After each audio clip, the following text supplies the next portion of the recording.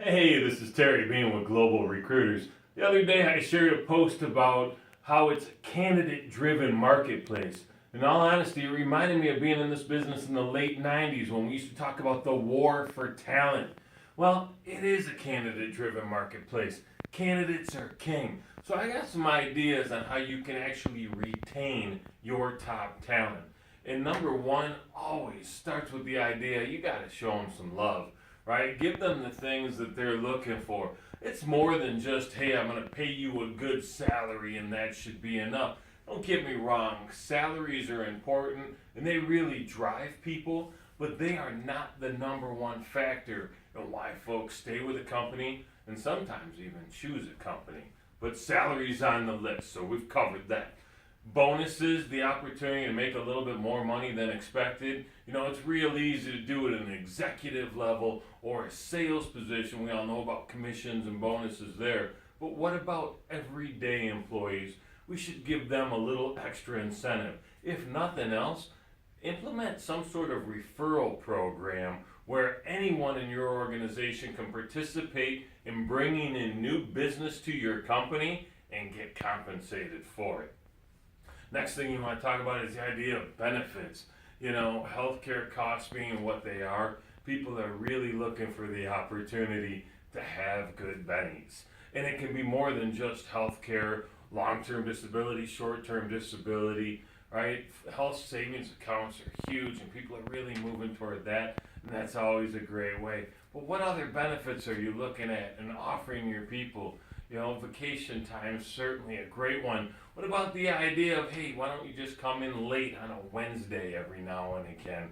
Boy, flex time is cool, but especially when it's used as a reward, something that people can earn. Love it, love it, love it, love it. Another big thing that's going on now is everyone's talking about this idea of culture. Do you have a driven culture? Is it a competitive culture? Is it one that's collaborative? Is it open? How are you using your office space to display your culture?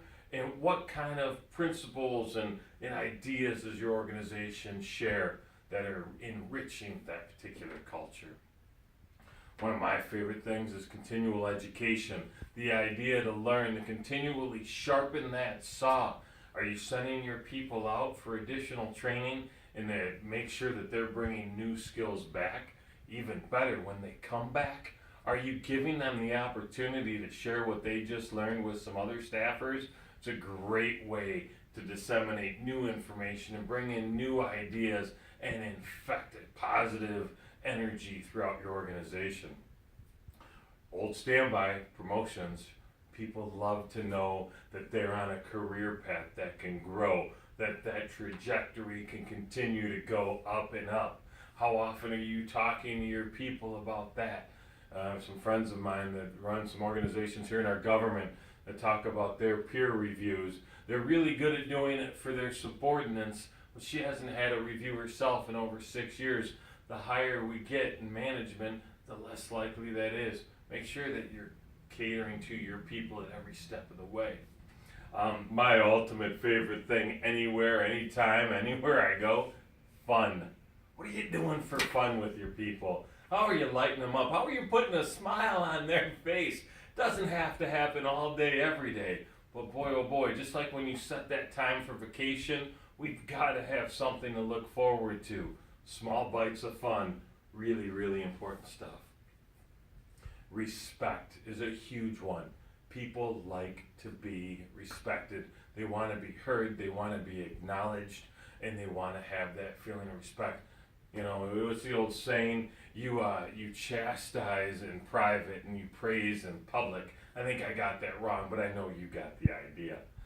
In the last one, and this really should be the first one because it is ultimately the most important thing from every survey I've seen. Number one thing people want is appreciation.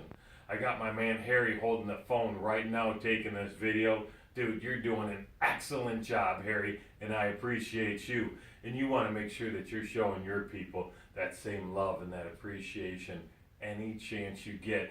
Boy, a pat on the back or an attaboy or an attagirl or, hey, here's a gift card to Starbucks. Those things go a really long way. You got to make sure that you're doing more for your talent than just giving them a paycheck. That is the bare minimum responsibility when they agree to work for you and you agree to employ them. Go above and beyond. Then you don't have to worry about recruiters taking your best people. Hey, thanks for paying attention. I'll look forward to seeing you real soon.